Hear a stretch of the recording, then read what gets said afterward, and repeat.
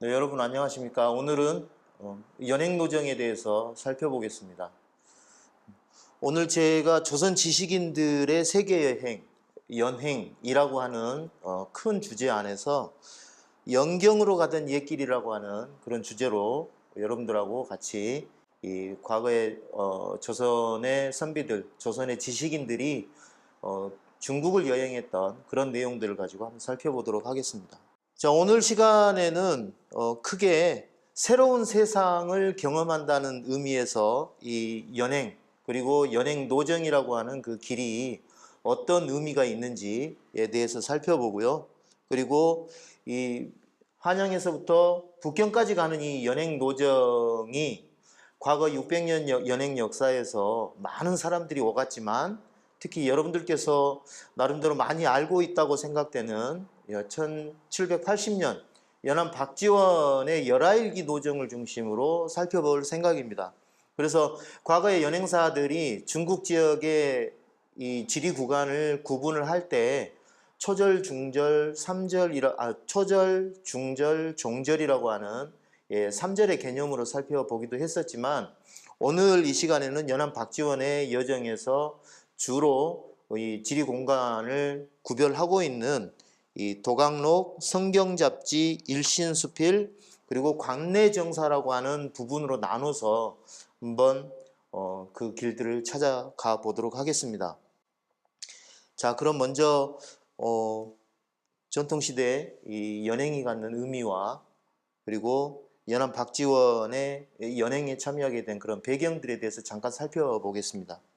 앞서서 의주길을 설명을 하면서 제가 역사 공간을 대할 때 특정한 유물 유적 그리고 역사적인 의미가 있는 그런 지역들을 살펴보는 것도 의미가 있지만 그런 유물과 유적 그리고 유물이 있는 지역을 연결하는 길에 대해서도 우리가 다시 한번 의미들을 살펴볼 필요가 있다고 생각을 했습니다. 그렇게 말씀을 드렸고 다시 한번 정리하는 입장에서 보면 여전히 역사 공간 그리고 역사 유물을 연결하는 이 선이라고 하는 것, 길이라고 하는 것에 대해서 우리가 다시 한번 강조를 하면서 우리가 오늘 살펴볼 이 압록강을 건너서 북경까지 가는 이 연행노정이라고 하는 길 자체도 과거에 조선의 지식인들이 서구의 문물을 수입하거나 그리고 선진 문물을 수입했던 그런 중요한 통로로서 문화 교류의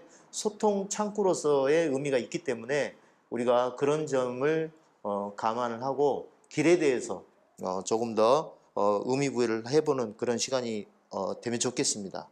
그래서 우리가 여러분 잘 알고 계시지만 과거에 이 중국이라고 하는 나라가 세계의 중심이라고 하는 인식이 있었을 때 중국을 중심으로 하고 그리고 그 주변 서구의 세계에 있는 그런 문화들이 이 문물들이 우리 한반도로 들어오는 그런 통로가 있었다면 그것은 바로 이 사신들이 중국으로 오갔던 이 연행 노정이 아니었을까 하는 그런 생각을 하면서 과거 실크로드를 따라서 한반도로 문물이 수입되는 그런 여정 그리고 조선통신사를 통해서 일본을 통해서 이 한반도의 문물이 재전파되거나 다시 또 일본을 통해서 서구의 문물이 들어오는 그런 이 역수입의 그런 여정도 역시 사행이라고 하는 이 통신사 노정 그리고 연행사 노정이 바로 그런 역할들을 했을 거라는 그런 이제 생각을 해볼 수 있습니다.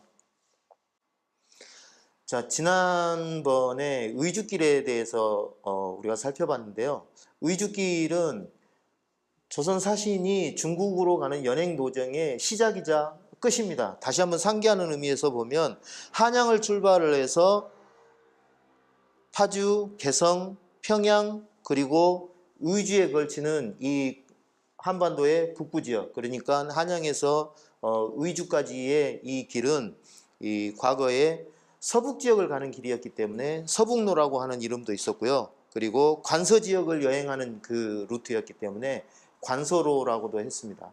그렇지만 무엇보다도 한반도에서 있었던 여러 왕조들은 중국과의 관계를 가장 중요시 여겼기 때문에 항상 중국과 교통하는 그런 그 루트였습니다. 그랬기 때문에 사신들이 오갔기 때문에 사행로, 그리고 연경으로 향하던 길이었기 때문에 연행로라고 하는 그런 이름으로 붙였습니다. 물론 이 길이 과거에 인마가 교통하는 그런 이 교통로로서의 의미도 있지만, 앞서 말씀드린 대로 타 문화가 수입되는 그런 통로였고, 또 우리의 문화가 밖으로 나가는 그런 통로였기도 했습니다. 그런 점에서 볼 때 우리가 살펴보고 있는 이런 의주길이나 연행길은 매우 중요한 의미가 있다고 볼 수 있습니다.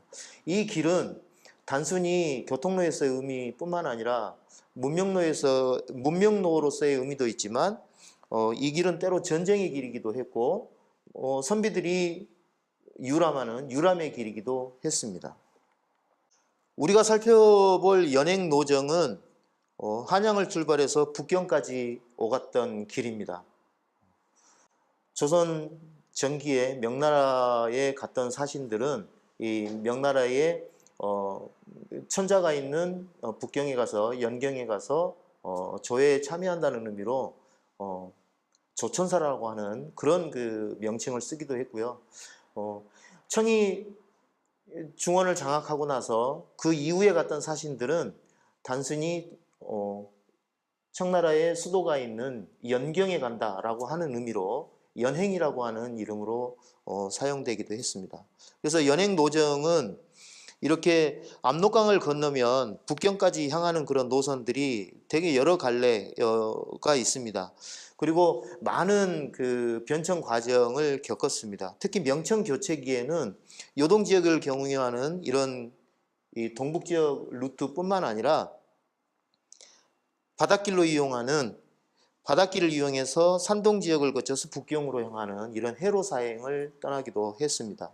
저희가 오늘 살펴볼 연행노정의 주요 루트는 압록강을 거쳐서 요양, 심양을 거쳐서 산해관, 북경에 이르는 이 길을 살펴볼 예정입니다. 그래서 과거에 이 중국 지역의 사행 루트를 정리한 그런 그 지도들을 좀 살펴보면, 여기 지도를 보시면 제가 이제 여러 가지 좀 표시를 해놨는데, 과거에 조선의 사신들은 중국 지역의 이 사행 공간을 인식하는 그 지리적 구분이 있었습니다. 그래서 전체 한양에서부터 북경까지 가는 그 이 여정을 사행의 5절 또는 3절, 이런 그 지리 개념으로 구분을 했습니다.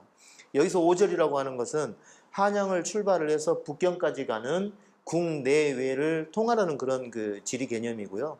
3절은 중국 지역 압록강을 건너서 북경까지 이르는 이 지역을 세 마디로 구분을 해서 인식을 했기 때문에 3절이라고 합니다. 그래서 3절과 5절의 그 의미를 보면, 1절은 한양의 모화관을 출발을 해서 의주 용만관까지 가는 이런 노정을 1절이라고 했고요. 2절 같은 경우는 의주 용만관에서 압록강을 건너 책문까지 들어가는 루트를 2절이라고 했습니다. 그리고 책문에서부터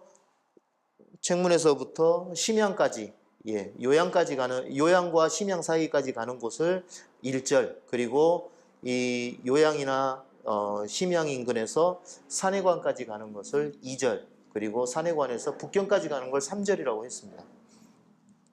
그래서 전체적으로 보면 이렇게 과거의 조선 지식인들이나 사신들이 중국 지역을 여행할 때 이 지리 공간을 어떻게 인식하고 구분했는지를 살펴볼 수 있습니다. 이 지도에서 보시면 이 다양한 산도 있고 이 하천도 있게 되는데요. 1712년에 김창업이 노가제 연행일기를 남겼습니다. 당시 사행을 하고 와서 기록으로 남긴 건데요. 이 노가제 연행일기의 왕래 총록이라고 하는 그 부분을 살펴보면, 그 당시에 한양에서 북경까지 오갔던 그런 그 도로의 리수, 그리고 그 거리가 어느 정도 되는지가 잘 드러나 있습니다. 물론 많은 연행 기록에도 이러한 그 이 도로의 리수나 이런 그 왕래했던 그런 그 다양한 정보들이 들어가 있고요. 여기 보면은, 그리고 연도에서 연행노정을 가는 그 연도에서 수많은 산들 그리고 하천들을 건너고 산을 바라보고 그러는데, 특히 연행 기록에 빠짐없이 등장하는 그런 이 명산들이 있습니다. 이 명산들은 때로는 이 자연 경관을 의미하는 그런 공간이 되기도 했지만, 그 명산들이 갖고 있는 역사적인 연원에 따라서 사신들은 그 공간에서 이 지역에 서려 있는 역사들을 반추하는 그런 이 공간으로도 인식을 하기도 했습니다.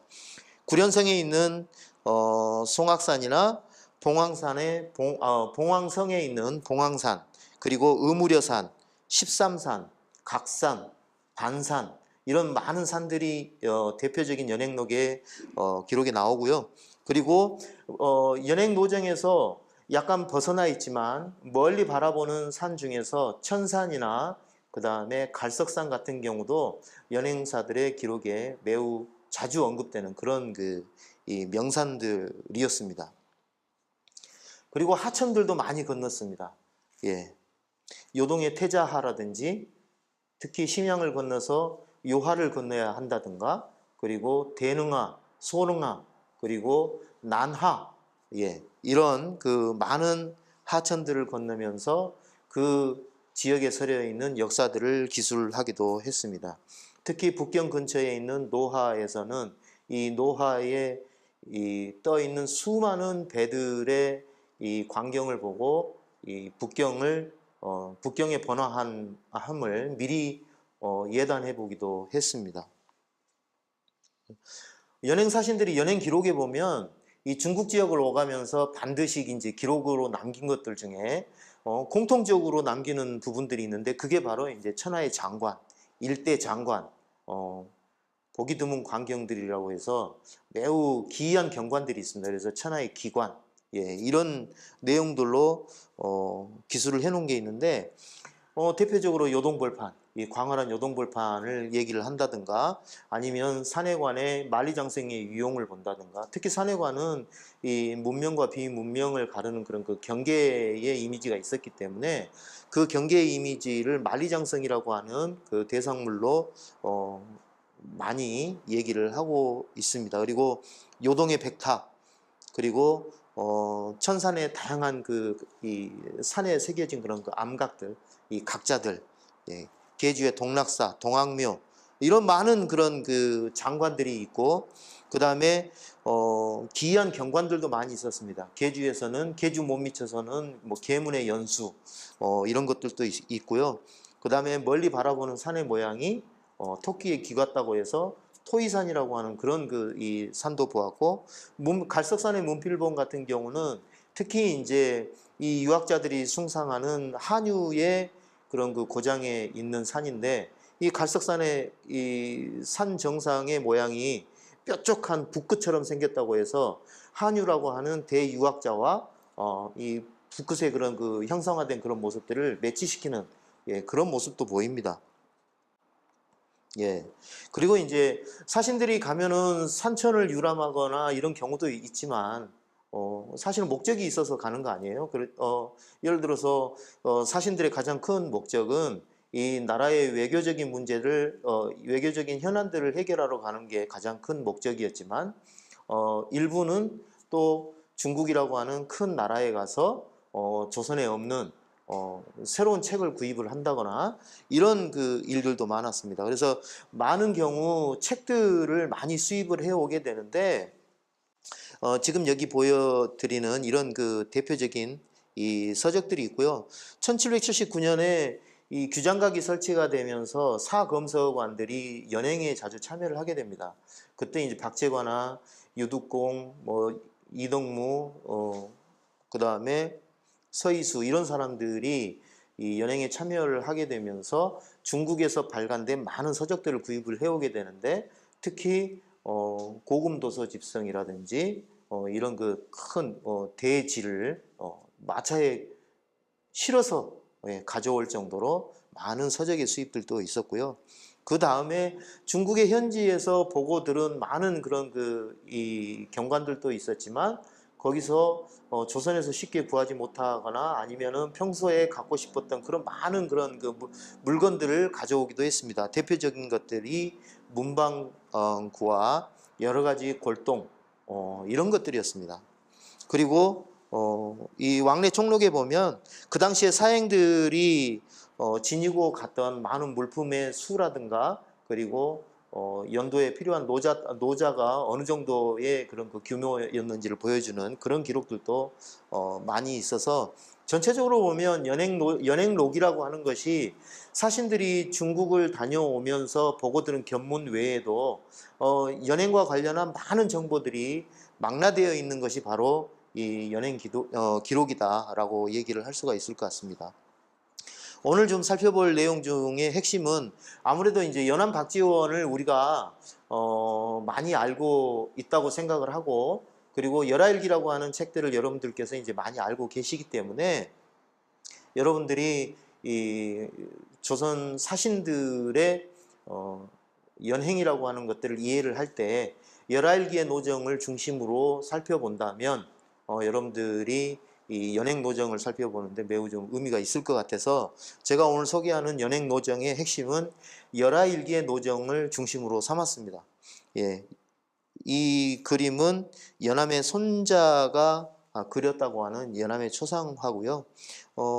연암은 대문장가로 널리 알려져 있습니다. 예를 들어서 이런 얘기도 있었어요. 과거에 이제 뭐 기사에서 이제 제가 발췌를 한 건데 연암 박지원이라고 하는 사람 그리고 열하일기라고 하는 그런 그 가치들을 논하면서 인도가 아니라 그러니까 섹스피어를 가지고도 못 바꾼다라고 할 정도로 이 우리가 연암 박지원을 선조로 보유하고 있다는 그 사실 자체만으로도 매우 의미 있게 받아들였던 그런 이 기사들도 봤습니다. 연행록에서 그동안의 이 원나라 때부터 시작해서 청말기까지 조선으로 보면 고려에서부터 조선의 말기까지 약 한 600년에서 조금 더 길게 잡으면 약 한 700년 가까운 그 시기가 중국의 사신을 보냈던 그런 시기인데 그 사신들이 남겼던 기록물 중에서 많은 기록물들이 있지만 대표적인 연행록으로 세 개를 꼽는다고 해요. 그게 이제 연행록의 삼가라고 하는데 바로 이제 연원직지를 쓴 김경선이 이제 연행록의 그런 그 기록들을 구분을 하면서 삼가라고 하는 그런 그 명칭을 썼습니다. 근데 그 김경선이 구분했던 연행록의 삼가를 보면 바로 1712년에 연행을 했던 노가지 김창업의 연행록 그리고 담원 홍대용의 연행록 그리고 연암 박지원의 연행록을 연행록의 삼가라고 뽑습니다. 저는 오늘 이제 이 열하일기를 중심으로 이 연행노정을 소개를 하려고 합니다. 네, 기왕에 열하일기의 노정을 중심으로 살펴보겠다고 했으니까 우리가 연암 박지원이 어떤 배경에서 연행을 떠나게 됐는지도 한번 살펴볼 필요가 있겠습니다. 오늘 이 강의가 열하일기의 전체적인 전반적인 이 텍스트를 분석하거나 이 내용들을 전반적으로 분석하는 그런 강의는 아니고 당시 사행들이 지나갔던 그런 여정들을 종합적으로 한번 짚어보는 그런 시간이기 때문에 이 내용에 대한 측면보다는 이 연암 박지원이 걸었던 그 길에 대한 정보들을 살펴보는 것으로 좀 더 목표를 삼겠습니다. 연암은 이미 그 조선 사회에 대해서 좀 지식인으로서 많은 그런 고민을 했던 그런 사람입니다. 그랬기 때문에 이 조선 사회가 좀 더 좀 더 나은 방향으로 가기 위한 이런 경세에 대한 고민들을 많이 했던 사람이었습니다. 백타파의 모임을 주도하면서 많은 그런 이 젊은 지식인들과 그런 문제들에 대해서 고민을 했는데요. 당시 연암이 살았던 그 당시의 정치적인 변동들이 워낙 심했기 때문에 연암의 입장에서도 당시 입지가 사실 좁았던 그런 측면이 있었는데 이 새로운 돌파구가 필요했던 그런 시점이 있었습니다.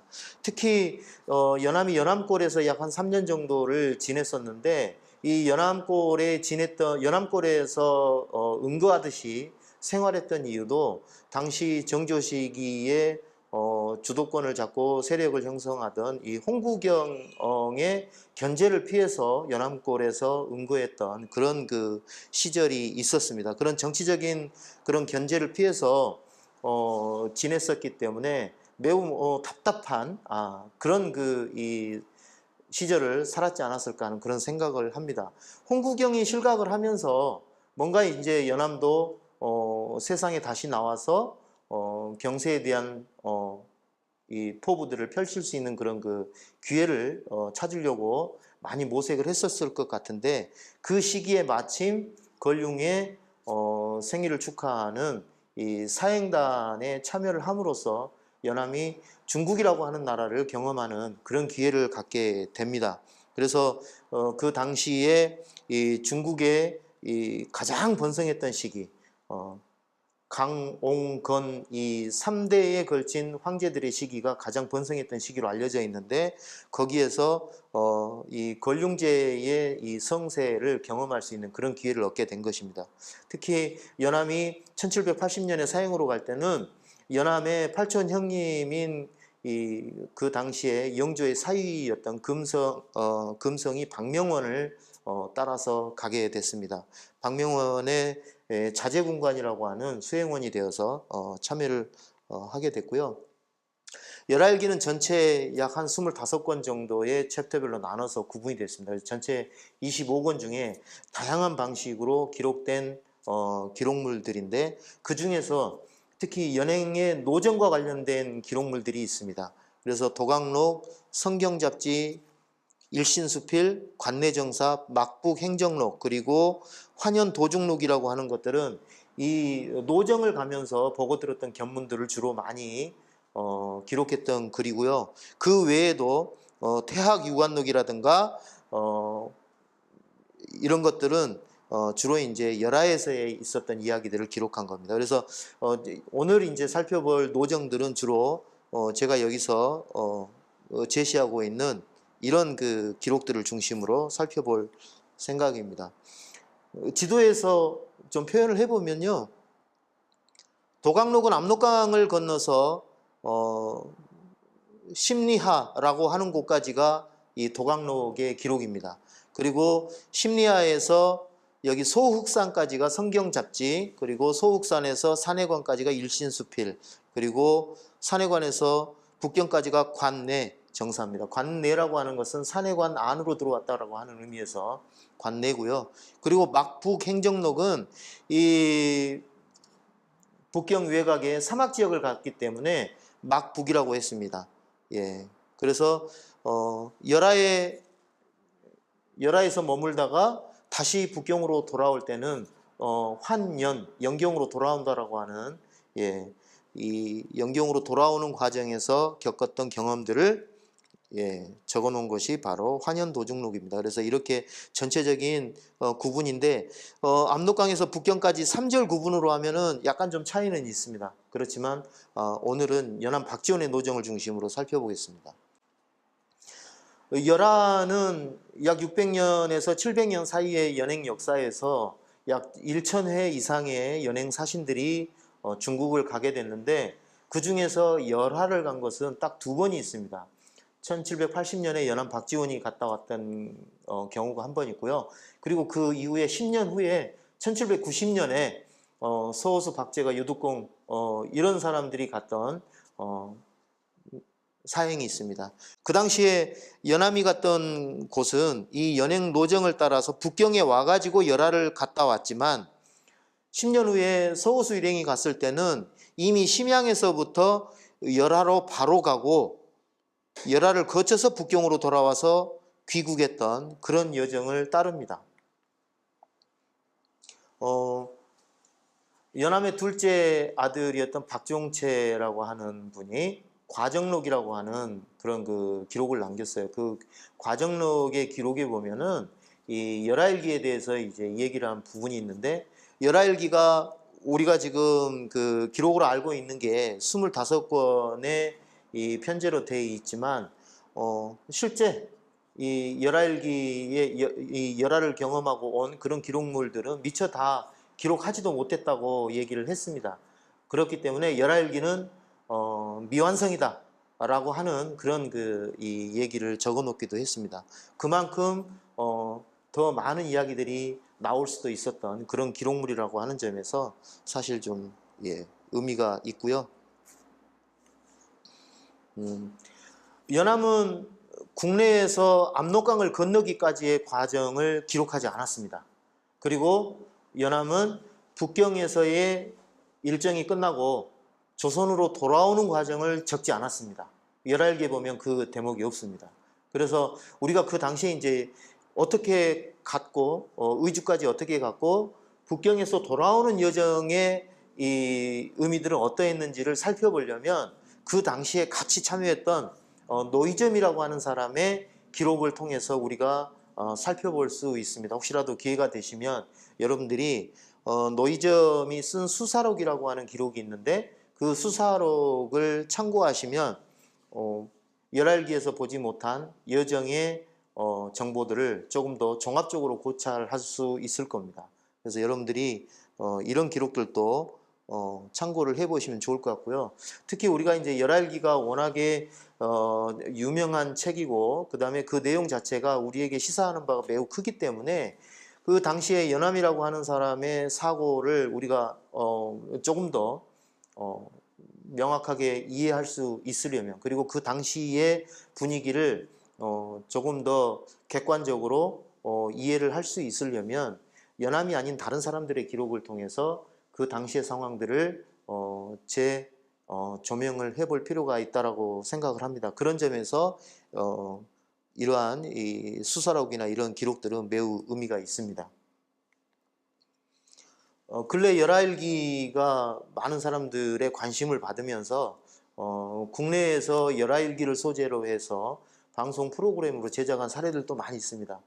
저도 제가 근무하는 곳에서 열하일기를 제작을 해서 방영을 한 그런 경험도 있는데 KBS의 역사 스페셜로부터 시작해서 오유엔의 열하일기 기류의 향연, 이건 제가 이제 제작에 참여를 했었고요. OBS에서도 신열하일기라고 하는 제목으로 프로그램을 제작을 했습니다. EBS에서도 소설가 김현수 씨가 해설하는 열하일기를 제작을 하기도 했습니다. 여러분들이 유튜브에 찾아보시면 열하일기에 대한 이러한 그 다큐멘터리들을 여러분들이 보실 수가 있습니다. 자, 이 사진은 실학박물관에서 실학자 후손들과 함께 과거에 선조들이 걸었던 연행길을 답사를 했던 그 사진 중에 일부입니다.